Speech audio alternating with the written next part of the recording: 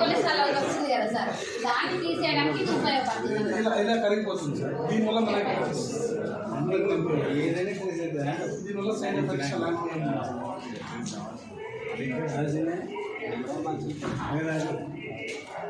ఇలా ప్రతి ఒక్కటి సార్, ప్రతి ఇంట్లో పాన్ కార్డు ఉంటుందో లేదో కానీ గ్యాస్ ట్రబుల్, షుగర్, బీపీ అయితే కామన్ ఉంటున్నాయి కదా.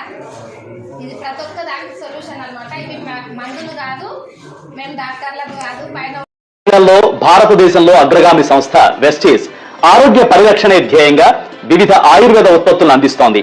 ఇవి మన శరీరానికి సరైన పోషణ ఇవ్వడంతో పాటు ఆరోగ్యానికి రక్షణ కల్పిస్తాయి. మానవాళికి స్వచ్ఛమైన ఆహారం, నీరు, గాలి అందించడంతో పాటు సమాజంలో ప్రతి ఒక్కరి జీవన ప్రమాణాలు మెరుగుపరచాలన్నది సంస్థ ఉద్దేశం. అప్పటికే ప్రొడక్ట్స్ ఇక్కడికే లాస్ట్ అని చెప్పిందిగా, ప్రొడక్ట్సే అద్దన్నది కాబట్టి నేను వీళ్ళ ఫోన్ లేపడం మానేసిన. నాకు అక్కడ ఏమర్థమైందంటే ఈ సబ్బులు పేస్ట్లు అమ్మాలా, ఈ సప్లిమెంట్స్ తీసుకెళ్ళి రోగాలు ఉన్న వాళ్ళ దగ్గరికి వెళ్ళి చెప్పాలా, వాళ్ళ దెబ్బలు పడాలా.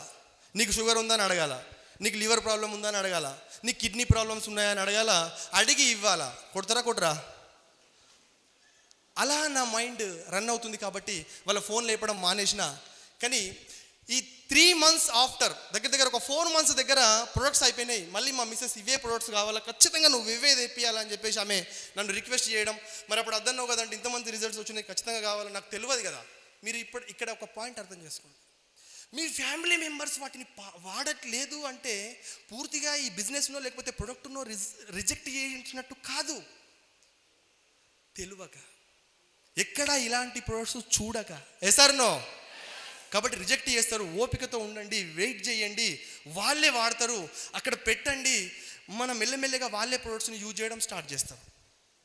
తర్వాత ఈ 4 నెలల తర్వాత ప్రొడక్ట్స్ కావాలని చెప్పేసి నేను అప్లైన్కి ఫోన్ చేస్తే అప్లైన్ చెప్పినటువంటి మాట ఏంటంటే, నీకు ప్రొడక్ట్స్ కావాలంటే ఆ రోజు హెల్త్ వస్తుందని చెప్పినాం, మీ ఇంట్లో హెల్త్ వచ్చింది, మరి కారు, ఇల్లు, ఫారెన్ ట్రిప్స్ కూడా వస్తాయని చెప్పినాం, నమ్ముతావా నమ్మవా అంటే మరి ఆరోగ్యం వచ్చింది కాబట్టి డబ్బులు కూడా వస్తాయేమో అని అనుకున్నా.